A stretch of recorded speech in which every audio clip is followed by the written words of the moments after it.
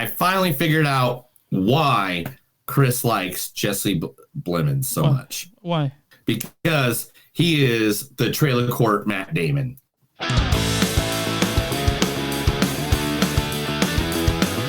It's a show by Chris and Neil with all great movies. They are the real deal. We watch them all, so you don't have to. It's movies that don't suck and some that do. Ladies and gentlemen, boys and girls, children of all ages, this is a new episode of Movies Don't Suck and Some Do. My name is Neil. And I'm Chris. And I'm not going to lie, I got these new earphones. Yeah. How they work? And I can hear myself too much. I need to put those on, but I'm not going to. I'm just going to dive through it. So I can, I'm just going to deal with it. But anyway, today we are going to be reviewing, count them, not one, but two movies out there in the good old land of cinematography,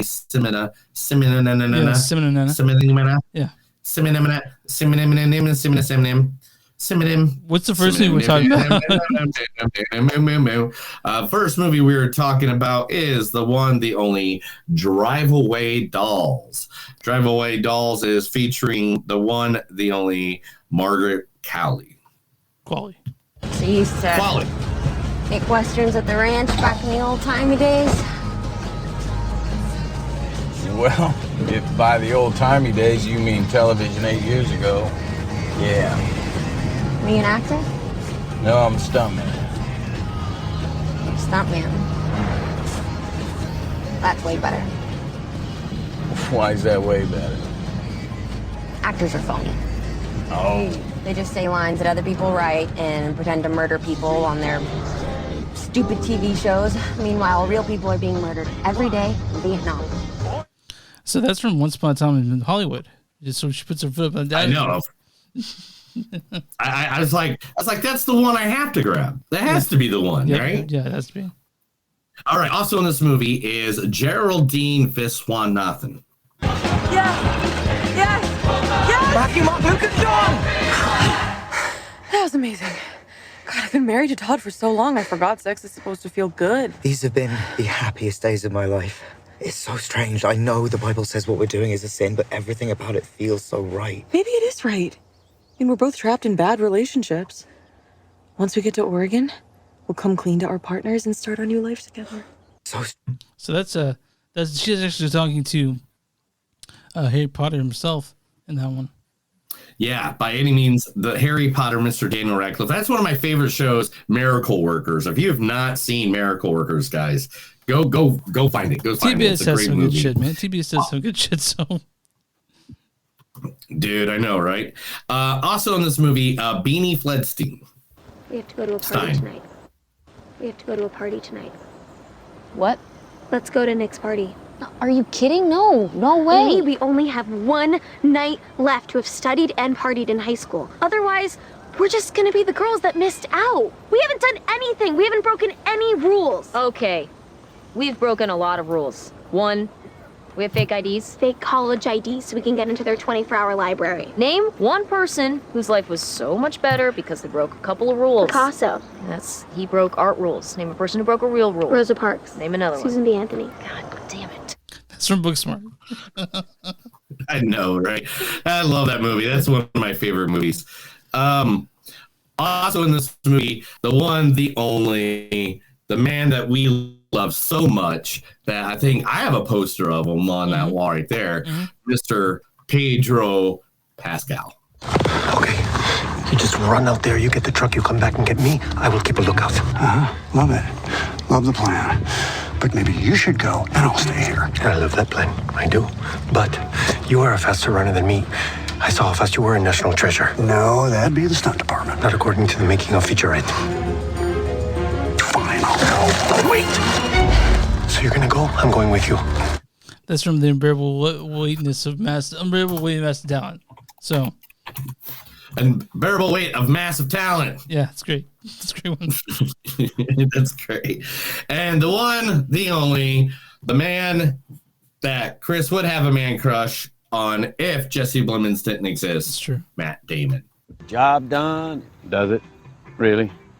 Get the job done? All right. Say you wake up tomorrow morning and, hypothetically, find some fresh shit on your face. Your cheek, maybe a little bit in the beard.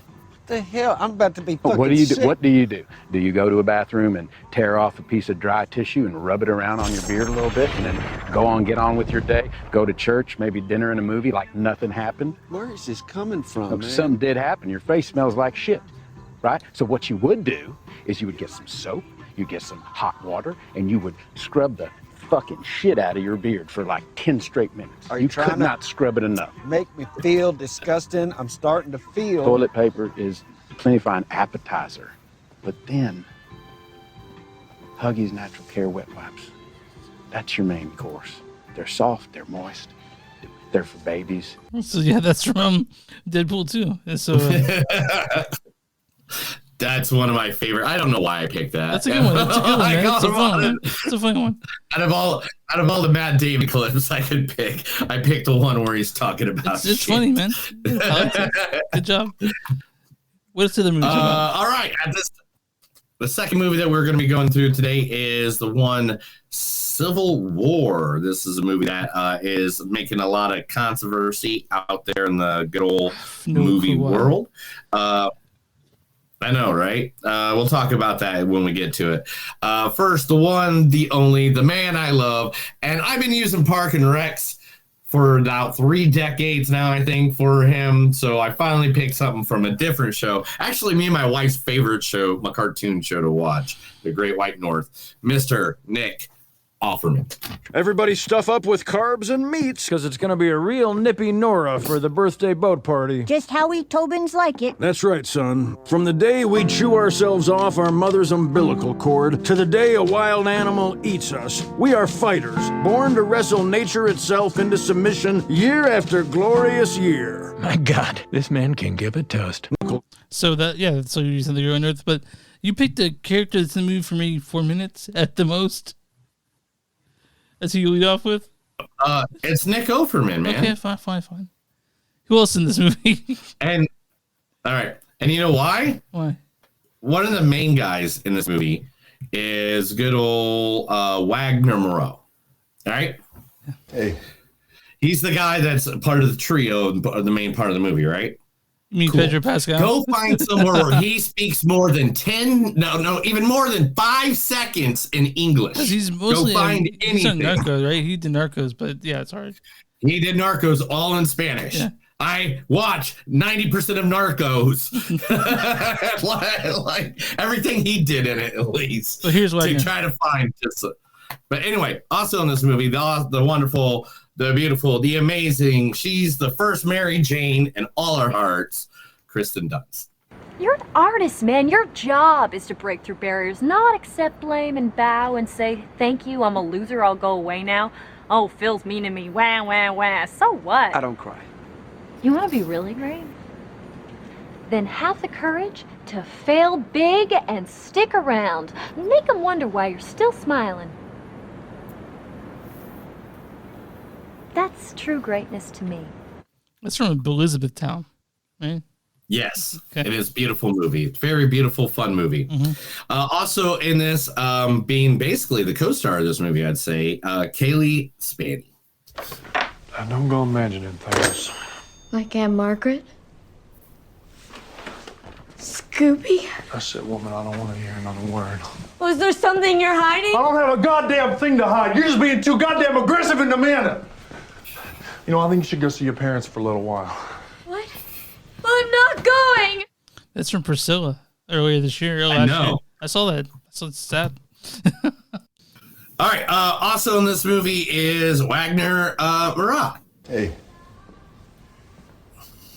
Out of interest, but are you guys aware there's like a pretty huge civil war going on all across America? Oh, sure, but we just try to stay out.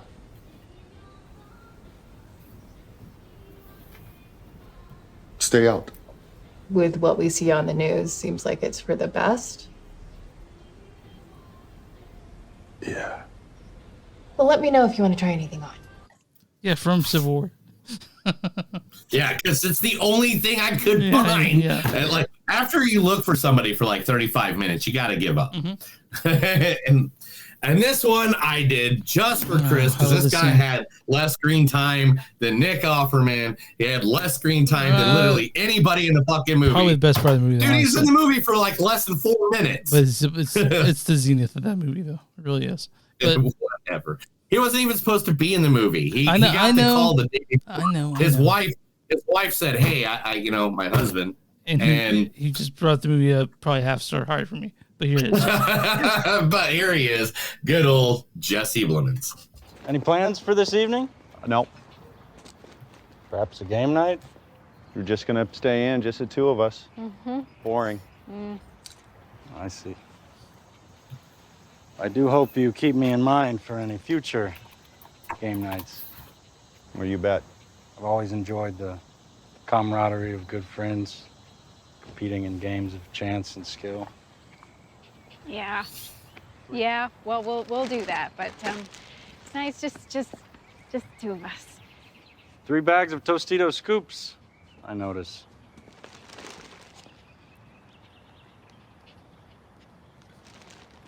There was a special on these tonight. 3 for 1. 3 for 1? Yep. How can that be profitable for Frito-Lay? These corporations, I don't know what they're doing. Oh, you two enjoy each other. It's often we don't appreciate what we have until it's gone. That's game night.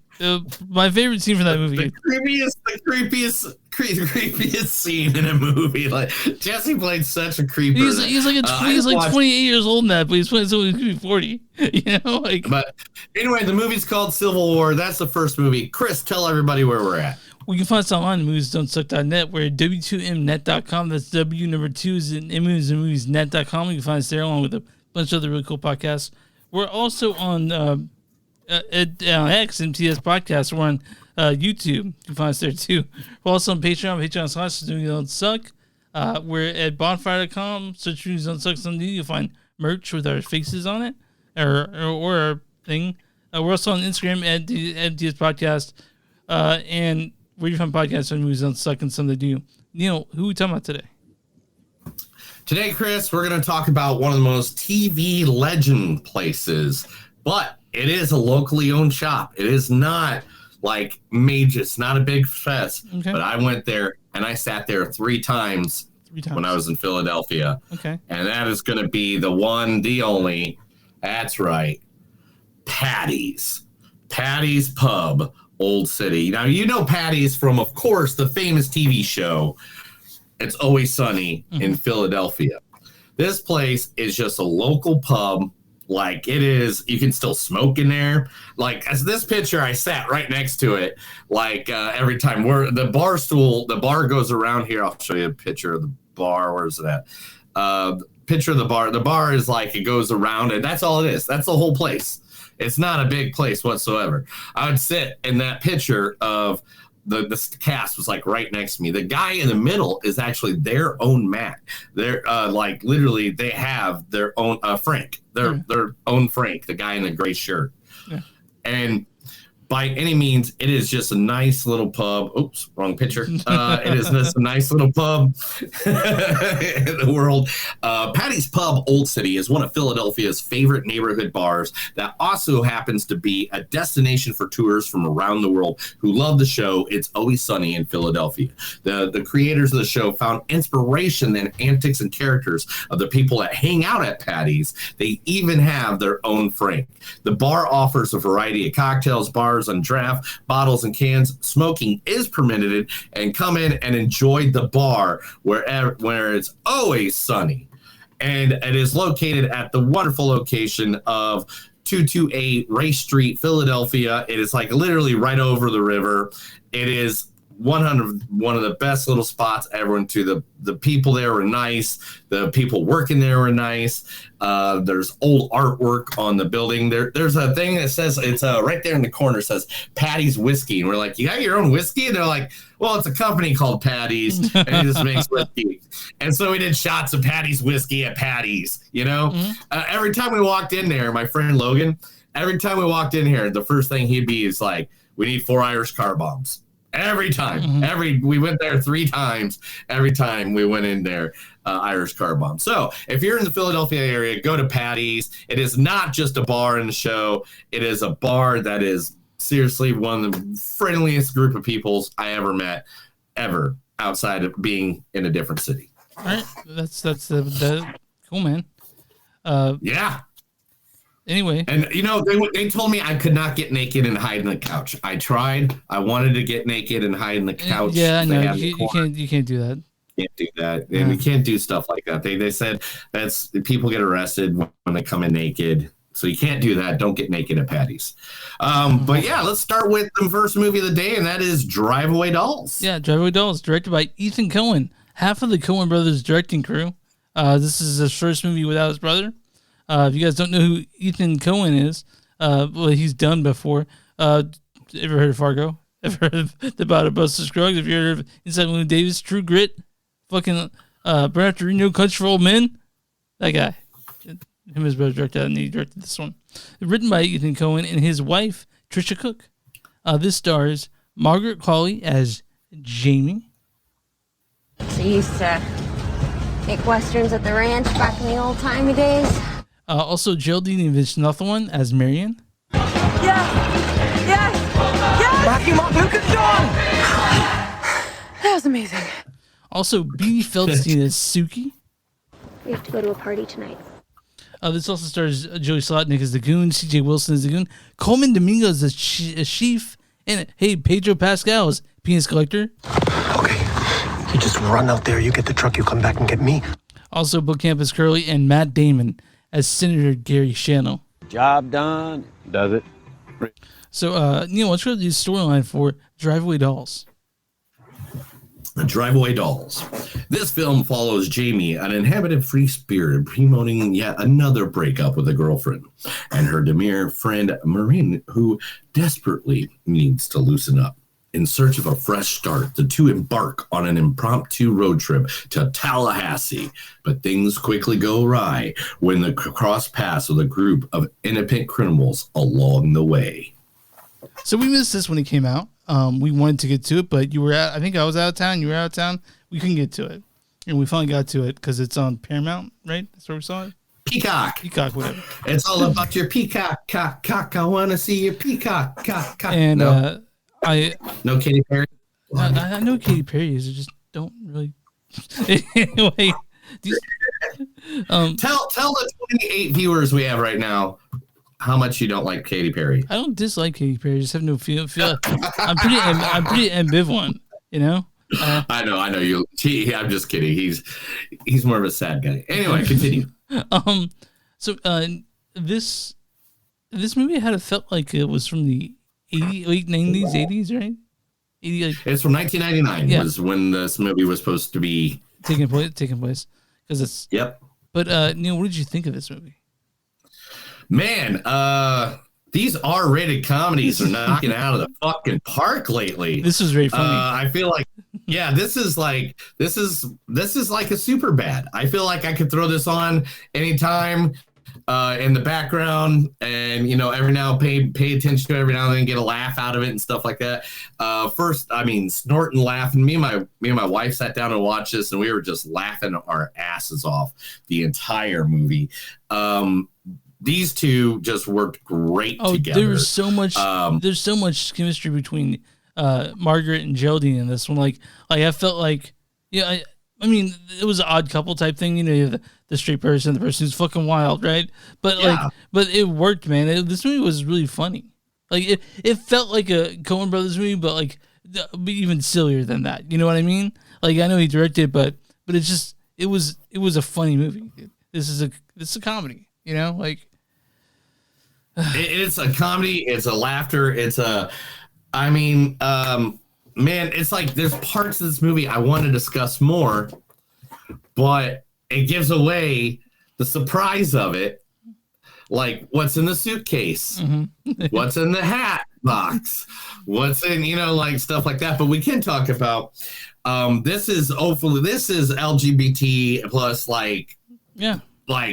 to the core. Yeah. So if you're a hater of anything that you're gonna dislike this, I'm sure if I go read reviews on this movie, it'll be about people just bitching about all the lesbian. Trisha Cook is queer and the wife of Ethan Coen, so we have a little bit of that going on. I do want to mention one of the things that me and Neil love are road trip comedies, and this is one of them. This is a road trip comedy all the way. This is another road trip comedy. We just watched one yesterday, I believe it was, for the Panic Fest episode, which will be Off Ramp, which is about juggalos, and that one was good. By any means, go check out the Panic Fest 2024 podcast episodes. They'll be coming up in the next week. But anyway, literally, this was like a road trip movie, and it was the best of them. Like, the butter churn. I don't even know what the butter churn is, but now I looked up to see if it was real. I mean, these two girls played off of each other. Like, their hysterics are great. Every time. Oh, and then Beanie when she's in there. If you guys don't know, I know this. She hates this because it's kind of how she got in the back door of acting. But she is the younger sister of good old Jonah Hill. But she's super funny. This movie is super funny. I loved Como and Domingo in this. I loved even Pedro's short part in this. It's a silly movie, but it's very, very fun.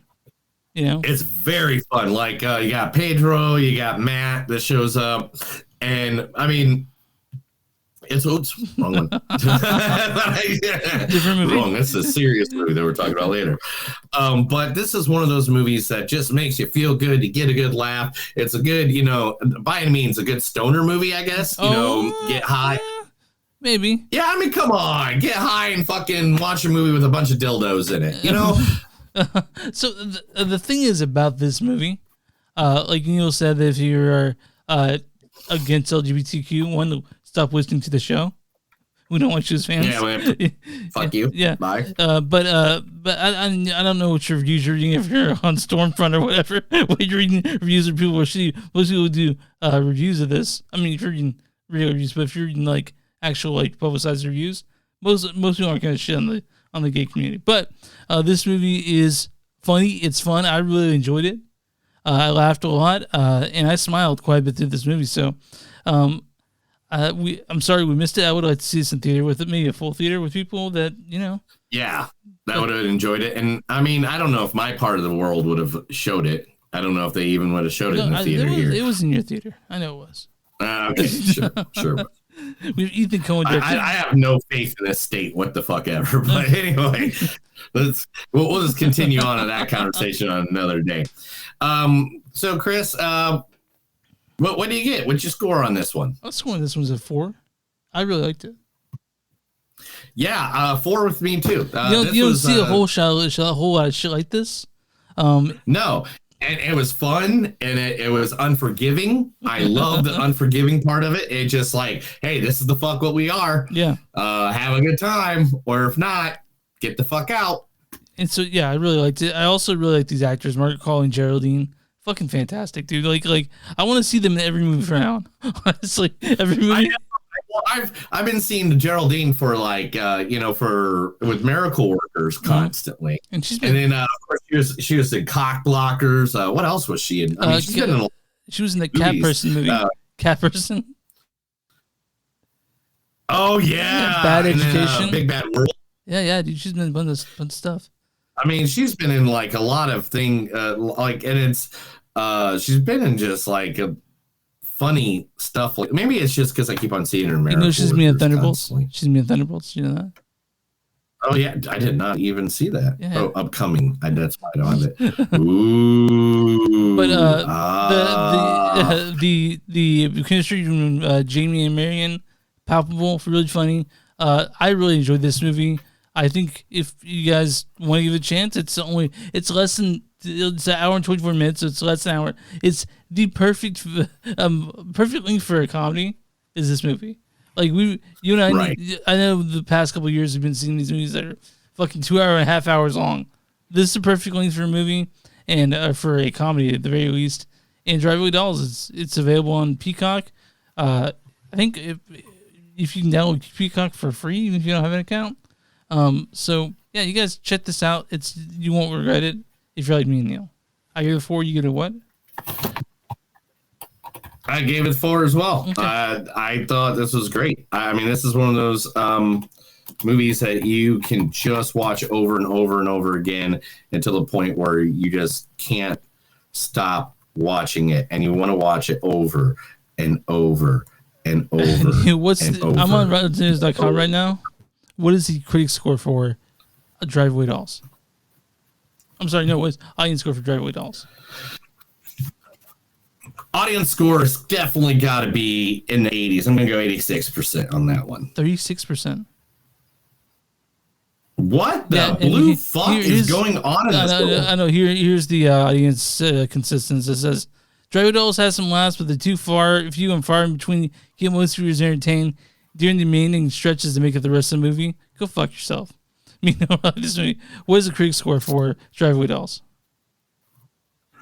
72%. 63. Still fresh, but barely. Yeah, okay. Critic consensus is the appealing odd couple chemistry between Margaret Qually and Geraldine Viswanathan has Driveway Dolls' power past its overly familiar screenplay and erratic execution.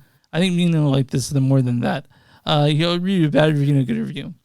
Here is a review from Christine O'Meyer of Film Week, NPR Los Angeles. Says it's a mixed bag of some very familiar stuff, like a watered down Greatest Hits collection. Fuck you. And here's a good review from Tim Brereton of Alternate Ending. It says, it's easy to call this just a lark, but this is no lark. Really, it's rare and wonderful for a lark to be this self-assured and swaggering. We like this movie. You and I, we like this movie. I liked it. It was a good movie. Whatever. Fuck them. It was a great, funny movie. If I had my DVD collection still to this day, this would be one that I would purchase inside my DVD collection. Are you ready to get the news? I'm ready. You ready? I heard you typing over there, so let's do this. This is the Movies Don't Suck and Some of Them News. I'm going to say a bunch of stuff to Chris because he's illiterate because he was raised in Texas. Hold on. I mean, I'm pretty good at it. I'm reading right now. I've read like 10 books in the last 6 months, so I'm reading stuff. I don't even know what a book is anymore. All right, man. All right, the most important news everybody wants to hear. Let's get this one done and out of the way. Pamela Anderson has joined the Naked Gun reboot with Liam Neeson. That's the most important. Who cares, man? Like, I don't think we need to remake it. But do we need to remake the Naked Gun at all? Do we need to? I don't fucking think we need to. Did we need to remake Ocean's 11? Did we need to make Dune? Did we remake? We need to remake. Do we have to remake Batman fucking every 5 years? Do we have to remake? I mean, come on. We need to remake Dune, and I'm glad they did. But why can't we do comedies too? Why can't we have some comedy? Because comedy is... We need comedy. Comedy is a reflection of a time and place, and I guess, man, whatever. Like whatever, man. It's Liam Neeson. It's Liam Neeson going to be playing the role of the... I do like Liam Neeson playing comedic roles. He doesn't do that often enough, but okay. Whatever. Let's do it. But that's not the big news. The big news is Quentin Tarantino has confirmed the movie critic is not his final film. He will apparently choose a different project for his final film. The movie critic will not be. This is hardly the first time the critic, Quentin Tarantino, has changed his mind about a project. So who knows if this is actually true. But a film was supposed to follow a film critic for a porno rag and star Brad Pitt. And now that movie is on hold. Well, I mean, like, he says it's going to be his final film, but I think he's going to fall back on that promise too. I think he said Kill Bill was going to be a final. Like, Kill Bill thing was going to be his final movie, and then we had 2 more since then, and they've both been great. So, I don't know. You have Once Upon a Time in Hollywood, though, right? I mean, that's a great movie. But yeah, all right, Neil. What's the next thing? I get there's a lot of things that I want to say about that, and at the same time, you gotta stop doing that. You gotta stop stalling for time because you're trying to pull stuff up. Just Just get it in, man. What's the next story? Terrifier 3 cast a frequent Rob Zombie collaborator as Santa Claus in the first images release of the Terrifier 3. Santa Claus is coming to town in Terrifier 3 and will be portrayed by a genre veteran. That's right. Daniel Roebuck joins the Terrifier 3 as Santa Claus, bringing a new twist to the direction. Damien Leon's gore-filled trequel. Roebuck's collaboration with director Rob Zombie has added credibility to his role. If you don't know, he is the guy that usually plays, I believe he's the one that plays, why can't I think of his name right now? Oh, man, why'd you do this to me? I didn't do anything to you. Well, you're talking at me. You did. You're talking at me. I'm just listening. I can't even figure out who he was originally. But yeah, he's been in several Rob Zombie's movies. But anyway, he's going to be added in the Terrifier 3 area. Man, I just suck at this right now. I don't think we need I'm sorry. 3. I'm just going to have to kill myself and be done. All right. Deadpool is creating his own popcorn bucket for the theater for Deadpool and Wolverine. Here's one photo of the design. It's got to be. I mean, why wouldn't it be? We want to fuck it. So he's let's fuck it. I'm just kidding. It's just the actual design. That's just as bad. All right, there it is. I know. It looks like they're giving you head. I know. That's if what you don't know, it's a big wide open. It's a big wide open. Yeah. Popcorn mouth that is very, very so. Man, here's a piece of news that all the nerds of the world is going to celebrate. Paramount is setting the stage for the biggest crossover in cinema history. It was reported at CinemaCon this past weekend. The Transformers and G.I. Joe are going to come together. The guy who played Snake Eyes, Henry Golding, in the Snake Eyes movie, is going to be a part of it. He's already signed up. So we're going to have Transformers with G.I. Joe, where they're going to help each other get against the Decepticons and Cobra. I guess would be the... Cool, man. I mean, yeah. How are you not freaking out over that? I don't know, man. Like I saw the most recent Transformers movie, and I was pretty underwhelmed. And I mean, it's cool, I guess. Will Smith surprised Coachella this past weekend by showing up in his Men in Black performance with Jay Pullivan and Alien Theatrics. So that means Will Smith not only goes up on stage in a suit to smack people in the face, he now dances with aliens again. Do you think that maybe he's maybe teasing his return to the Men in Black the series? I mean, we have Bad Boys, 4 coming out. I don't know. I have no idea. He definitely has to be. He has to like do something because like at this point his career's kind of dead. Bad Boys, right? Bad Boys coming out looks good. It looks good. Bad Boys looks good. Great. Yeah, whatever. Okay. Iron Man. He said. Yeah, I'm not looking forward to it because I'm sure he smacked Martin Lawrence to fucking make the movie with him. He's like, get out of your chair. All right. Don't you talk to my wife that way. Anyway. Monk creator has hinted that there are more mysteries coming about and that it is not done. Despite being titled Mr. Monk's Last Case, Tony Schaal has hinted as further adventures for Adrian Monk. The success of the Union film has opened the door for an exciting new narrative for Monk's career. I think Tony Shalhoub will love playing Monk, so any chance he gets, it's like he'll take it. Just like Harrison Ford loved playing Indy. I think Tony Shalhoub just loves playing Monk. So yeah, I'm doing, man. I think it's a good show, Man, I just want to. I just love when people go back to characters they're so good at. Characters that love being Harrison Ford didn't like being Han Solo. As much as happy to see him there, I knew he didn't like doing it. But when you get to see actors go back to be a character they love, there's just something so infectious about it. So yeah, right. That's All right. Talking about good old Keanu Reeves. Keanu Reeves has joined Sonic the Hedgehog 3 as one of the most iconic members of the Sonic family. Keanu Reeves is now Shadow in the Sonic Hedgehog. I don't think people who played anything like Shadow's kind of a minor character, like in the whole thing. Like, I mean, since if we're talking about, he's like a big part of it after Sonic the Hedgehog 3. I know, but he's in every game after Sonic the Hedgehog 3. I know, but everyone knows Sonic the Hedgehog 1, 2, 3, and then after Sonic and Knuckles, everyone knows Sonic and Knuckles. But after that, Shadow has his own games. Fine, but I love Keanu Reeves, and I know I'll see him do anything. So good for. Hey, do you like the Roadrunner and Coyote? Dude, they're bringing it back. Are we gonna get the movie now? Warner Brothers reportedly has not decided the fate of Coyote versus Acme yet. Yeah. Good news for fans of the Coyote vs. Acme. Warner Brothers confirms the movie is not completely shelved, giving hope for its release despite rumors of the movie being a potential write-off.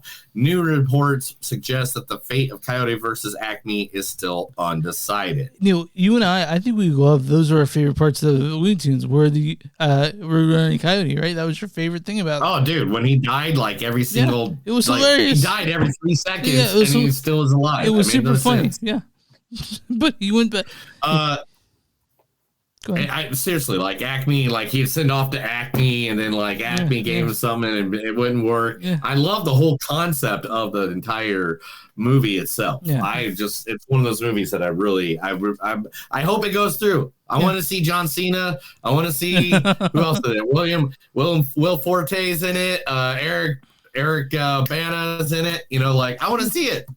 I'm excited. Yeah. Denzel Washington and Spike Lee are starting a movie together over at A24 called High and Low, which is a remake by Akira Kurosawa, which is the English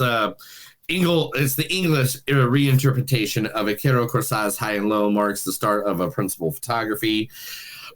I mean, Denzel Washington, Spike Lee. What more you got to say? A24 is putting this out.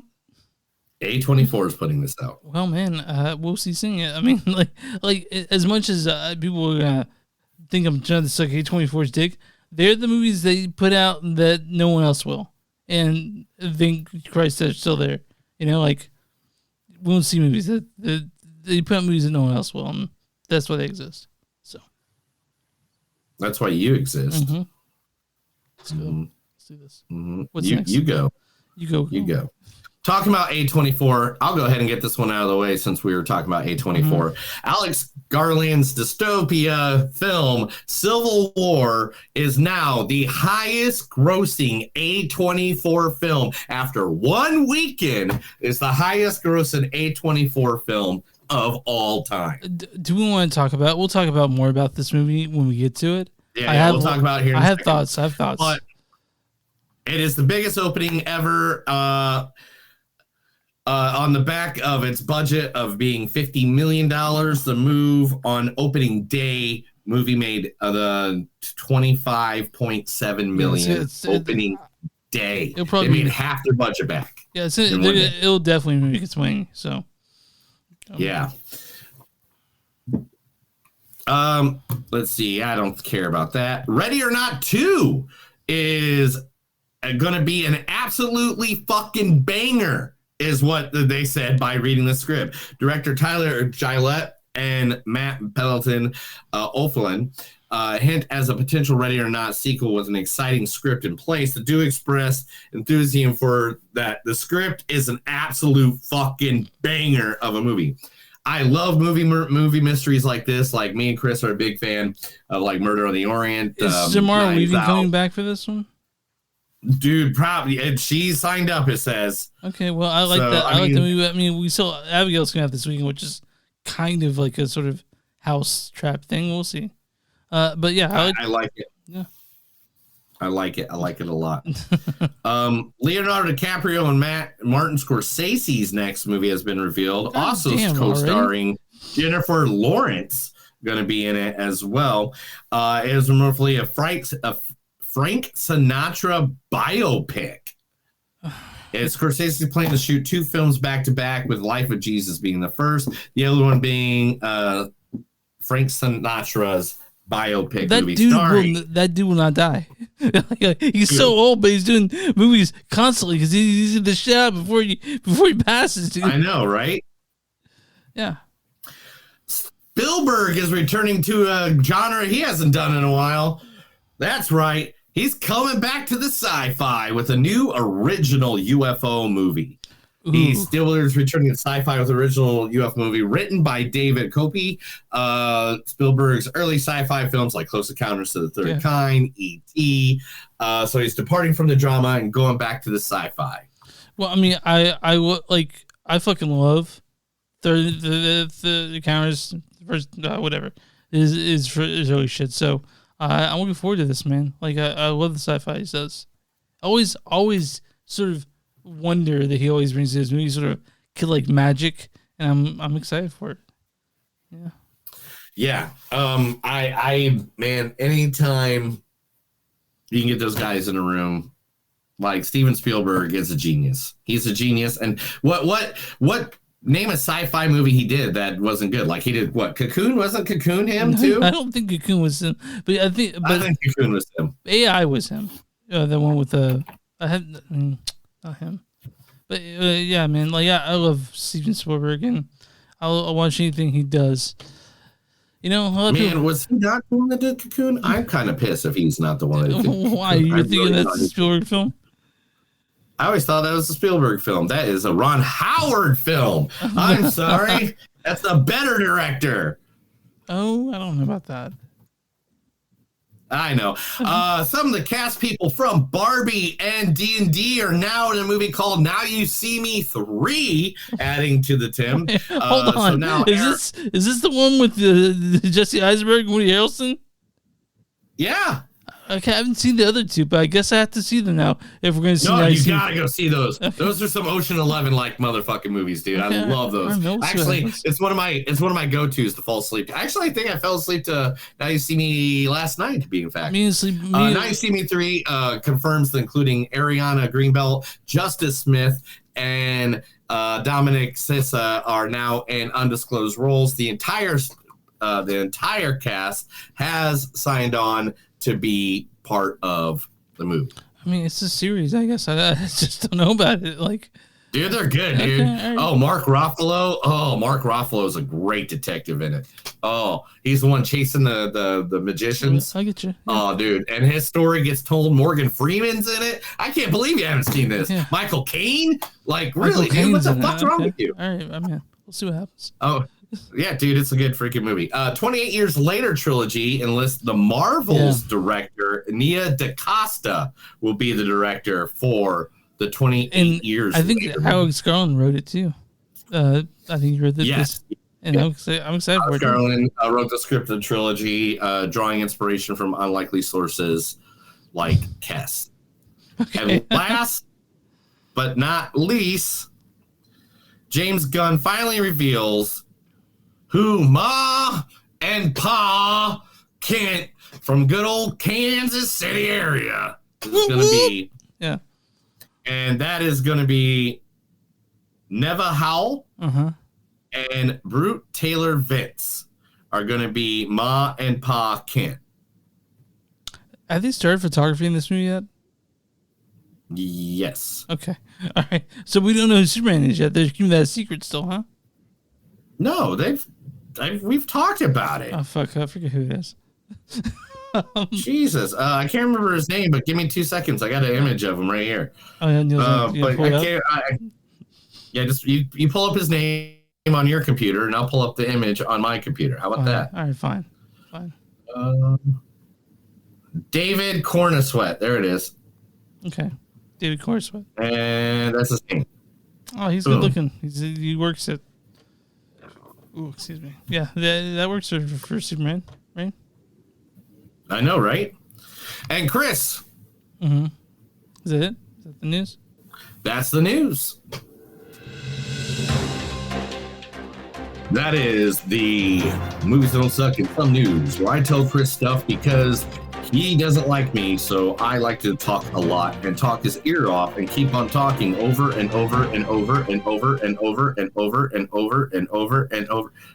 Civil Chris, War. what are we talking about next? Civil War, directed by Alex Garland. Alex Garland has directed such things as Ex Machina, Ex Machina, Men, which was a miss for us. Hold on, I had that stuff pulled up. I know he does a bunch of shit, man. Ex Machina, Annihilation, Men. He's also a great writer. He's written the trilogy for.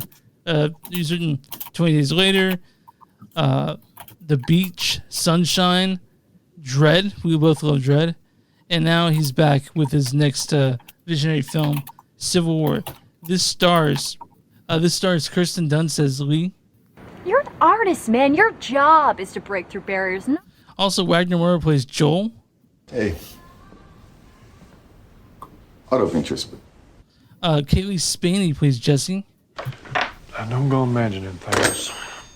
Nick Offerman plays the president in this one. Everybody stuff up with carbs and meats. This is Jefferson White plays Dave. Nelson Lee plays Tony. Stephen McKinley Henderson, who's in everything nowadays, plays Sammy. And this also stars Jesse Plemons as kind of an unnamed character in this one. Any plans for this evening? Neil, why don't you go read the storyline for Civil War? With many people fearing the actions of superheroes, the government decides to push the hero. It's Civil War. This is Civil War 2024. Oh. I'm sorry. My bad. IMDb took me to the wrong place. I don't know. A journey across a dystopian future America, following a team of military and journalists as they race against time to reach DC before rebel factions descend upon the White House. So this movie I was super excited for. It's probably been of all the movies I've seen this year, including shit that's coming out. This was my most anticipated movie ever since I saw the poster for it. Right. And so, but the thing that's come out since this one, I want to say right up front, this is pretty neutral and politically. There's no one way or the other, but both sides of the aisle have claimed this movie as theirs, which blows my fucking mind. Like, leftists has claimed it, rightists claimed it, and this is a pretty neutral movie. There's no political bent into it whatsoever. Like, now, I'm gonna say something slightly slightly political, but how the fuck? Why would you want to claim this movie at all? Yeah, like no matter who it is, because like it kind of gives you like a person. So the whole point, the whole thing of Civil War is that the president decides that 2 terms wasn't enough. He's just going to go ahead and stay in a 3rd term. At the same time, but also don't persist. They don't exactly say why there was a session, why there was a Civil War. And that's the point of the movie. You're not supposed to know. This is a background for a bigger story, for the story about a very personal story dealing with the. Yeah, it's literally about the press part. It doesn't even really explain, except for more than that he closed down the FBI. And that he's 3-term president. And we have the 3 other things. We have the Western Alliance. We have the Florida people, and then like the Middle America. But a lot of people are really shitty or pissed off about it. Shit because they don't explain those things, and I don't think I saw people leave. Yeah, well, fuck that, dude. Like that's not the movie's about. Like this is a background for the story. So the Loyalist States, Florida Alliance, Second Republic, Texas, Western Forces, and Republic of California. But in the movie, the Republican California teamed up. But but so it doesn't. It doesn't have a political mechanism. I mean, I guess it has a political message, but not overtly one side or the other. It's just there. It's part of the movie. But so people are pissed. Some people are pissed that it doesn't take a side like it's. But that's not the point. That's not the point of the movie. Yeah. I by the way, I want to mention. I really fucking like this movie. I really like it a lot. I'm gonna go ahead and say that. Yeah, this is a good movie. It was a good time. Everything was fun. There's a lot of good fun moments in it. Nothing better than seeing someone get their head blown off because they're not from America. This movie is unsettling. It's violent. I don't mean that real. That's just a funny statement. By any means. This was really disturbing fucking film. I'm not joking. It's not disturbing like Requiem for a Dream disturbing. No. It's not like that. It's not that messy or anything like that. It's the fact of seeing civilization and how quickly it breaks down after, like, it broke down, like, what is it? Like, this was only like 3 months in or something? Yeah. This is a couple years in, if I'm not mistaken. Oh, was it a couple years in? Yeah. Okay, I thought it was only like 3 months in. So there is something to say about what would happen if America collapsed. There'd be a ripple effect where it's not like other countries will still be fucked up. It's like, for example, when we had those banks fail in 2008, the reason that we're bailed out is because if those banks failed, then the fucking economy across the world fails. That's neither here nor there. We're talking about this movie, and we're talking about Kirsten Dunst, we're talking about Wagner Moura, and we're talking about Kaylee Spaney and Steve McKinley Henderson. We were talking about this movie and how it made us feel. And I really liked this movie. I thought it was disturbing, but I thought it was interesting at the very least. People had problems with it. It's controversial somehow. Like, Alex Garland did his best to make this not controversial, but people are still claiming it. It's fucking weird to me, you know? Yeah. I don't know why anybody wanted to claim this movie whatsoever, like left, right, whatever. Mm-hmm. But let's talk about the actual movie itself. Okay. One thing is this: Kirsten Dunst did not show any emotion. 90% of this movie, she was completely like, it just like every emotion has been sucked out of her from being a war photographer. Being a war photographer, and it was amazing. I was like, man, I feel the cold-hearted bitch of her, like, in this movie. Like, I 100% feel what, like, her anger towards the world. I felt it because of the situation and how it all felt. And Kaylee Spaney. The new girl in the movie, or I'm not saying she's the new press person. Jessie, played by Kaylee, was ridiculously awesome because she was so naive. She didn't. She was as well as Kristen played. I have no feeling she played naive that well. Yeah, Wagner Moura was great. I mean, I could see Pedro Pascal in that role, but whatever. He played Joel, and he was great too, man. Like, I didn't expect that out of him. Steve McKinley Henderson, I loved him. You don't see him enough in things, really. Right. But I want to mention the sound design in this movie. This deserves, like, this will be nominated for Oscar, because the gunshots in this thing, when they came out, dude, it just fucking got at you. I saw this in theater, a full theater, and like, they got me a few jump scares with this thing, but the sound of this is incredible. It really is. It felt like it puts you in that area that's terrifying, really. Like, the whole thing. And man, dude, it was, the movie itself is literally just about people and PTSD and going through the actions of what it's like to be in a war like this that is terrifying and ridiculous. It's not about whose side you're on or anything like that. It's not about if you believe in this guy or that guy or believe in this person's side or anything like that. This is just the terrifying belief of what war is. And I have to say this, and I have to get it off my chest. Chris, what's your score? No, we're not done with this yet. Are you kidding me? Yes. Okay, you're good. I'm glad you gave me, because we're not done talking about this movie, dude. You want to get through this, but I want to mention one. Jesse Plemons scene, probably the best part of the movie to me. It was the most harrowing part, and I want to talk about. I was going to mention the ending of this. It was insane. Like they spent the $50 million amount, and they came up with something that impactful. You know? Yeah. I know Neil's trying to get, like, this is like literally the conflict of like okay, so Jesse Plemons, Mr. Chris's favorite character in the world, was like a very wide awake version of what I think like any redneck American, and I don't know if say redneck, any gun-toting American would actually act like during something like this. Like, because he was just sitting there and he's like, he was terrifying. Bam. He was terrifying. He was terrifying. Yeah, and like we all know that Jesse Plemons can play a great villain, and he does so in this one. Like you guys remember him from Breaking Bad. In this one, they picked. It was And he so terrifying. Yeah, he was terrifying. And this movie, dude, all around this movie fucked me up in a good way.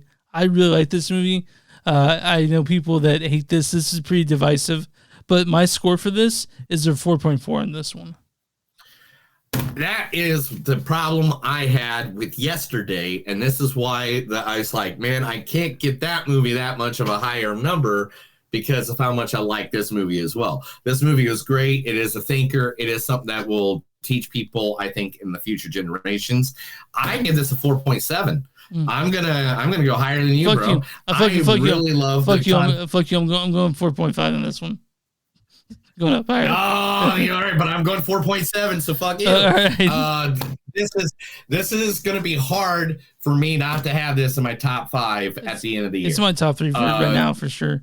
Like my top 3 right now are Dune, Civil War. I mean, right now it's my top 3, but I mean, Deadpool and Wolverine's definitely going to take one of those spots. I hope so, man. For your sake. Look, Chris, Deadpool and Wolverine is definitely. I know, but Neil, you have this thing. Like I remember when Justice League came out, and you're like, it's pretty good, and now you can admit that Justice League that came out wasn't that good. I know like Zack Snyder's. I'm not talking about Zack Snyder's Justice League, but the original one's not that good, right? You don't like it that much, but I remember you said it was awesome when it came out, so you need time to calm down. I never said it was awesome. I didn't like it. You didn't see that right away, though. I don't think we reviewed Justice League. I know, but no, I was friends with you at that point when it came out. Oh yeah. But I was going with the story. Okay, all right. Because they made their characters actually believable, unlike people like Christopher Nolan that doesn't. Okay. Anyway, Civil War. I love Alex Garland. This movie. It gave me what I wanted from it, and a lot of people there's some shit on it. People don't like it, whatever. This movie, it's scary. It's really a horror film if you want to look at it. It's a horror film, but it has something to say, and even if it's loud and clear what he's trying to say, I like this movie a lot. It was masterfully made. It's a masterfully made movie. It's a masterclass in filmmaking, and I talked about it a little bit on March. I'm sure it's going to get a lot of awards at the end of the year. I mean, by any means, this is going to be one that's going to be on the list. All right, man. You gave it 4.7. I gave it 4.5. What I'm on RottenTomatoes.com. What is the audience score for Civil War by Alex Garland? It has to be 89% at least. 77%. But again, they need to blow me. Yeah. I mean, I don't know. No, don't say stuff. Don't say stuff like that. But anyway, yeah, that sucks. Okay, what's the credit score for Civil War? That has to be a 91%. It is certified fresh at 82%. And what is their consensus? Critics' consensus is tough and unsettling by design. Civil War is a gripping close-up look at the violent uncertainty of a nation in crisis. I'm going to read you a good review and a bad review because that's what we fucking do here. This is a bad review by Hillary White of Sunday Independent. She says, Dunst, Offerman, and McKinley Henderson all put their back into it, and there's some real firepower in the finale. But keeping in his tail's background at arm's length, Garland as it inadvertently lets his heart there too. Again, I think she missed the point of it. And this is from Harry Gurin. He says, this teeth-clenching thriller is superbly paced, feels mercilessly realistic, and sees Kirsten Dunst and her co-stars doing some of the best work of their careers when America in the near future takes its last gasp. I love this movie. And people I do too. It was a great movie, and it's one of those movies that like if you haven't seen it, and I don't care what a critic says or anything, I guess we're considered. Literally, guys, go see this movie. This is a banger of a movie. Like this is going to be one of them that everybody around the water hole is going to be talking about. Yeah, and it's and if you think it's political, it's not. It's not. Alex did his due diligence to stay right down the middle and just have that stuff as part of the setting in this movie. It just brings it's personal at the same time. It's national. It's people are talking about this movie. So, guys, go see Civil War. But I know Neil's trying to get out of here, so I guess that's it. I'll go ahead and Dude, don't say that on the podcast, you dick. I guess Chris needs to go take a shit, so we need to end the podcast. You know, I'm not gonna say that. Like, come on. I know. Anyway, leave all that in. Okay. Chris, tell them where they can find us. Okay, this is an early one. Okay, you can find us on moviesdon'tsuck.net. We're on w2mnet.com. That's W2 is in moviesnet.com. You can find us there, along with a bunch of other podcasts. We're on Instagram, MTS Podcast. We're on X, MTS Podcast. You can maybe watch us there now. We're on Patreon. You go to patreon.com. Try to see me on Suck. Then you'll get a value menu item from Wendy's or something like that. You like Wendy's, right? Okay. I love Wendy's. Bonfire.com. Search Movies on Sucks and something new. You'll find shirts with our logo on it, our faces on it, if you're into seeing our ugly mugs all the time. And we're also everywhere you find podcasts. You can find podcasts. Find Movies on Sucks and something new. Neil, what do you do for small businesses? You got a small business, let us know. We'll be more than happy to promote them right here on Movies Don't Suck and Something to Do. We'll give your information to our thousands of listeners, our millions of followers. We want to help you out free of charge. Message us, email us, get it tattooed on your head, and send a picture of it to Chris. Whatever you need to do, we will be more than happy to help your local business out right here. What would you do if someone sent us a picture of their head and it was tattooed with our logo on it? Invite them to stay the night? I don't know, man. Go have a beer with them and see what their problem is? I have no idea. All right, man. All right, Chris, let's get out of here. That's another episode of the Movie Suck and Something to Do. My name's Neil. And I'm Chris. And remember, guys, no matter how hard it is to get some drive-away dolls in your life, don't get mad, don't get angry, or you could cause a literal civil war. Have a good night.